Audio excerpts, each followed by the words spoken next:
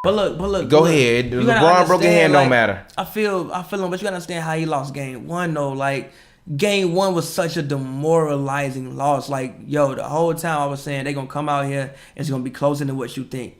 Game one, it was way closer than what you think. They played Steph. No, I agree. I said it was gonna get blown out. Go ahead. They played Steph. No matter what you want to say, they played Steph Curry perfectly. He had 29 points, but his 29 points did not have that much of an effect on the game. He had 29 points and didn't score in overtime. It was a 2-point game all the way to the end, basically. It was a 1-possession game all the way to the end. As long as that man ain't hitting early in the shot clock threes, he not coming down, and you not taking bad shots, again, and he can't put the ball up when it's like 17 seconds on the shot clock, you can somewhat contain that man. They did that. They also did what they did to KD. KD was still even 8 and 22 in that game. And LeBron had the easiest 51 points I've ever seen somebody have 51 points have. Can we agree on that? I didn't even know the man had 51 points. That's how easy it was. We knew. Come on. No, I swear to God. That's what. Look. But that was also what I told you. What the Warriors' strategy was. Let LeBron get his. Let the others beat you. Go ahead. Listen. Watching that game, I didn't even know he had that. Even Kevin Love. Kevin Love was balling. A lot of guys in that game were still balling.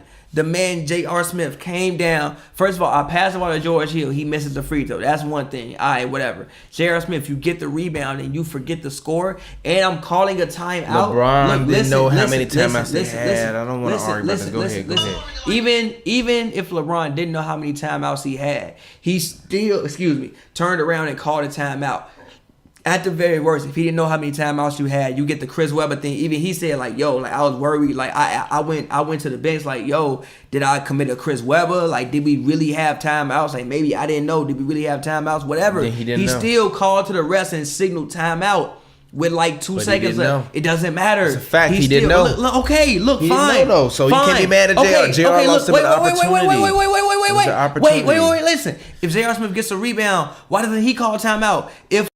I so wish I would have seen this right hand thing, because now I'm gonna have to hear you complain and make excuses for LeBron James. He got his ass whooped. You finna make excuses. You get loud, I can tell. No, I'm not. Let me talk.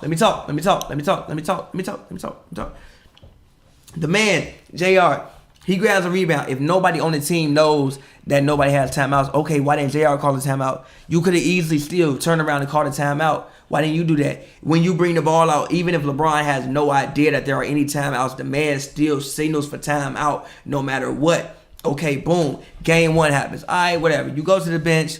It's game tied. Overtime still happens. You still have to regroup and play in overtime. But at that point, it's probably too late. But game three still happened. In game three, I don't think LeBron played his best. Now, if he had a broken hand, okay, that's one thing. But at the same time, if you got a broken hand and you hurt, don't play. If you got a broken hand and you can't play, don't play. Don't play. If you too hurt to play and that's going to affect your performance, don't play.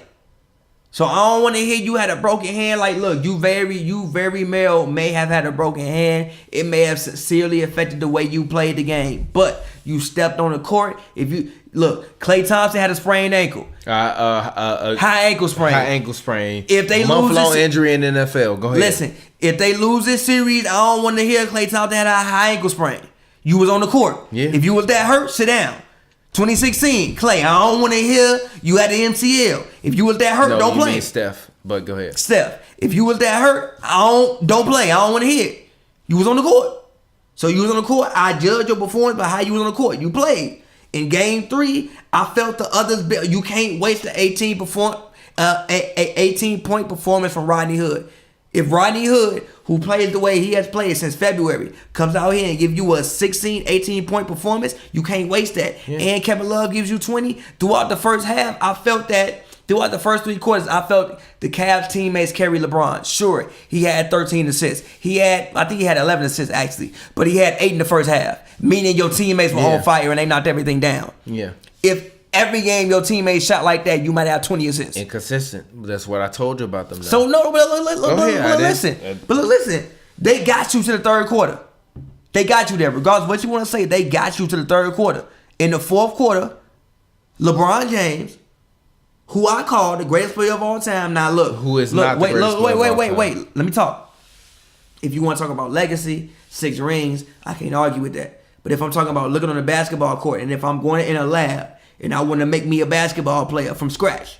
Nope. Look, listen. Not that guy. Wait, hold on, wait, look, listen. I play 2K all the time. If I'm building me a draft class again, shout out my draft class, Pappy One. Go on. You want some Roscoe's?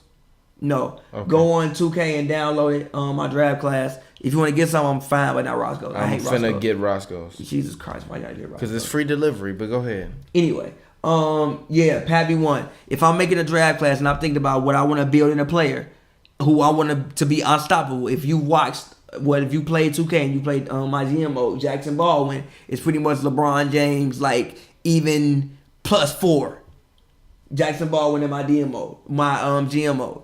So again, if I'm building a basketball player, I'm gonna probably take the LeBron James prototype over the Michael Jordan prototype, point blank, period. But if we gotta talk about legacy, whatever. But that being said, I expect LeBron James to be basically perfection because I've seen LeBron James be perfect.